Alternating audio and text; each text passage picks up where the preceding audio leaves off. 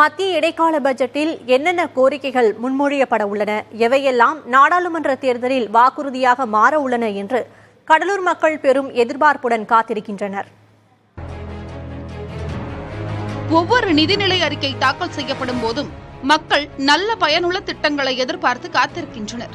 அந்த வகையில் நாளை தாக்கல் செய்யப்பட இருக்கும் இடைக்கால நிதிநிலை அறிக்கை குறித்த எதிர்பார்ப்பு மக்களிடையே ஆர்வத்தை தூண்டியுள்ளது. கடலூரில் நாளுக்கு நாள் அதிகமாகிக் கொண்டே இருக்கும் போக்குவரத்து நெரிசலை கட்டுப்படுத்த மேம்பாலங்கள் அமைக்கப்பட வேண்டும் என்ற எண்ணம் மக்களிடம் மேலோங்கியுள்ளது.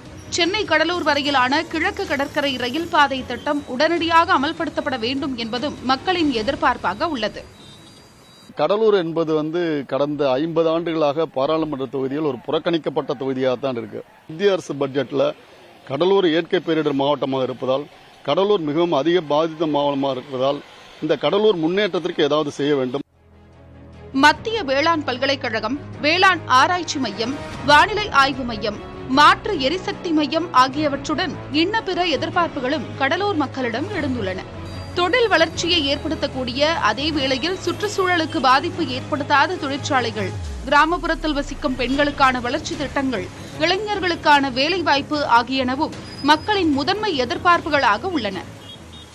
சஸ்டைனபிள் டெவலப்மெண்ட் கோல்ஸ் உள்ளடக்கி அதை நடைமுறைப்படுத்துறதுக்கு, அதை அச்சீவ் பண்றதுக்காக இந்த பட்ஜெட்ல கூடுதலான கவனமும் நிதி ஒதுக்கீடும் இருக்கணும்னு எதிர்பார்க்கிறோம்.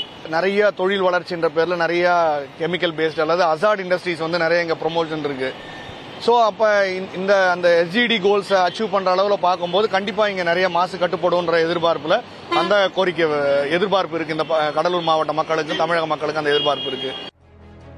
கப்பல் போக்குவரத்தை மீண்டும் ஏற்படுத்துவதன் மூலம் சரக்கு போக்குவரத்திற்கு வழிவகை செய்வதும், பாரம்பரிய மருத்துவ மையங்களை அதிகப்படுத்த வேண்டும் என்பன உள்ளிட்ட கோரிக்கைகளும் மக்கள் மனதில் உதித்துள்ளன. மக்களவை தேர்தலையொட்டி தாக்கல் செய்யப்படும் இடைக்கால பட்ஜெட் மக்களின் எதிர்பார்ப்பை பூர்த்தி செய்யுமா என்பதை பொறுத்திருந்துதான் பார்க்க வேண்டும். புதிய தலைமுறைக்காக கடலூரில் இருந்து செய்தியாளர் ஸ்ரீதர்.